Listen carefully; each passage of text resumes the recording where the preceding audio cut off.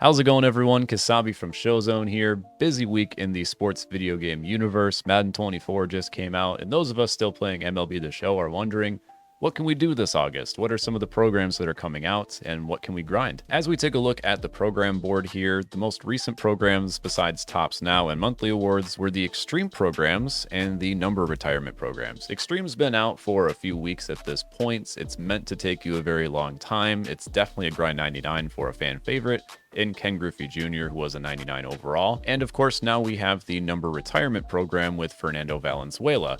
Now, the thing about both of these programs, and I've noticed that San Diego Studio is taking some experimental steps with some of these programs as the year goes on, is they have some different methods where you can collect certain cards from different events, or in the number retirement program, some cards from the market in order to progress the program a lot faster. Extreme is come and gone now, so the event is over, and once the event ended, you can still get the cards, but you can't collect them for any progress in the Extreme program. Meanwhile, the number retirement program, I noticed, had a lot of opportunity to skip the program almost entirely with some of these cards from the market. So recently we asked the question, did you enjoy this option of collecting players for these program points in order to collect Fernando Valenzuela, the 99 reward, a bit faster? There were a few different varieties of answers, so we said yes, because I don't like offline grinding, perhaps. Maybe some more options for what you want to do in terms of grinding towards the 99. More options are good. That tended to be the most common answer. This program has a large mix of moments, missions, showdown, conquest, events. So for people who don't want to play any of those modes, or there's a certain one that they might not enjoy as much, this program kind of gave them an out. You could just buy a card from the market. The other option was, no, I want to play more, I want to continue to grind, and not many people selected that one. As we were researching, though, I've completed the program personally. There were 100 program stars that were a part of getting Fernando Valenzuela, which was the final step. Once you completed all of the missions, moments, and Showdown Conquest, that only got you 90 program stars. You need 100 to complete the program and get Valenzuela, but you only got to 90 by doing all of the different game modes that are listed. The parallel XP missions were not repeatable. It was just a one-time reward where you got 5 program stars. So once you get to the 90 point here, you do get a number retirement pack, which I'll explain a little bit more in a second, but you kind of stall out here right at the 90 mark.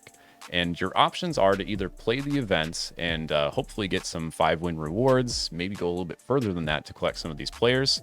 I'll go down here into the event collection. So Jim Tomey was 4 stars, and he's the 5-win reward. Eddie Matthews and Michael Young, 16 and 20. You have to really play a lot of events to get to this point. Michael Young being the 12-0 reward or 12-win entry. Eddie Matthews, I think you have to win 40 times. And as you can see here, you can collect the base round cards. So you have Helton, Posada, so on, that are worth 4 program stars each. Or if you're lucky enough to buy one of the packs and get one of the rare rounds, those are good for 25 program stars each. So with this program, and again, I get that San Diego Studios is kind of experimenting here, you do get 1 free number retirement pack in the program path, and then you could buy 5 more for 50,000 stubs or buy the cards on the market from there. The thing is, if you're in this program and you get to 90 stars, you get one of these packs. If you pull a base pack, that only gets you to 94.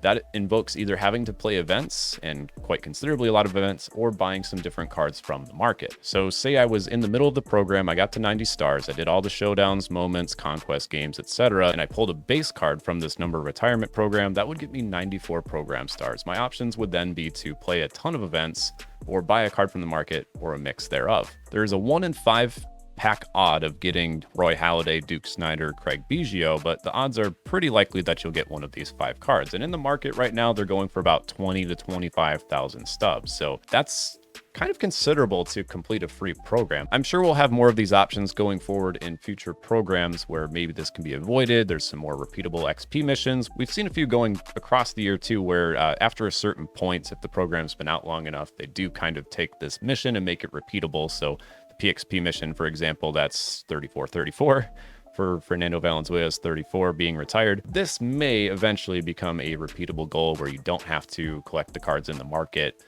once they're kind of unavailable from the shop, or once Valenzuela's had some buffer room with other programs coming out in the meantime. So again, this is the first attempt at a program like this where you can kind of collect cards from the market. I know they've been doing event cards for maybe a few months now, and that really gets people playing the events. It makes it a bit sweatier as a result too. But on Twitter, we asked y'all, do you like having these cards available for 25 program points each? I mean, if you collected all of the base round cards at 4 each, and you collected all of the rare rounds at 25, that's 90 program stars right there. And then you just have to play like 5 moments in order to get Fernando Valenzuela. So are you okay with that? Are you okay with the cards being available in the market to complete the program? Yes, it would be kind of expensive, but there are some players that would get Fernando Valenzuela very, very quickly as a result and just plug him straight into ranked. But again, there's people in this point of the year that already have hundreds of thousands of stubs, maybe a lot of flipping that they've done, which if you don't flip, be sure to check out our video on how to do that. But what are your thoughts on grinding some of the program and having some of these options available? I've seen some different replies in the comment section. As long as it's an option to do so, instead of a requirement to complete a program, I definitely agree with that. Is this too much though? Is 90 program stars too much? Would you maybe think that a little bit more in the middle, like closer to 50 out of 100 stars is more suitable? I don't know. Looking at the poll, it does seem like vast majority of players do enjoy this. I would say 7 out of 10 players based on the poll that we've received a couple hundred votes on. But if you're here watching this video, let me know in the comments section, sound off what you think about programs similar to this one going forward, and buying some of these cards from the market. Are there just a lot of stubs that you have and are just waiting to burn? But that's going to do it for today's video. We have a couple more weeks of set 3. Signing off for now, this is Kasabi from Showzone. We'll see you next time, and we'll have Best in Show coming up here in a few weeks. See ya.